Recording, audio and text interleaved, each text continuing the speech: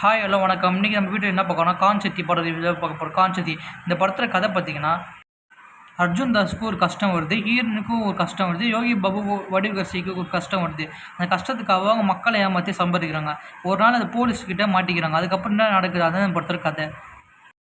இந்த படத்தில் ப்ளஸ்ஸு பார்த்திங்கன்னா ஸ்டோரி. இது லக்கி பாஸ்கரும் சேம் கான்செப்ட் தான், ஆனால் இது கொஞ்சம் யூனிக்காக இருந்தது. ஆக்டிங் எல்லாம் நல்லா நடிச்சிருந்தாங்க. அர்ஜுன் தாஸ், யோகி பாபு, ஹீரோயின் வடிவகர்சி மேடம், அவங்க எல்லாமே நல்லா நடிச்சிருந்தாங்க. சின்ன பையன் நல்லா நடிச்சிருந்தான். இந்த படத்தில் ஸ்க்ரீன் ப்ளே நல்லாயிருக்கு, கிளைமேக்ஸ் ஒரு ட்விஸ்ட் இருக்குது, அதுவும் நல்லா இருந்தது.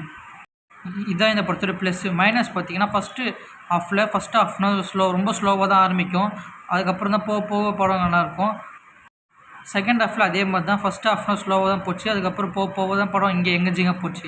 அதான் இந்த படத்தோட மைனஸ். ஃபஸ்ட் ஹாஃப்லேயும் செகண்ட் ஹாஃப்லேயும் ஃபஸ்ட் ஹாஃப்னா ஸ்லோவாக தான் போகும், அதான் இந்த படத்தோட மைனஸ்.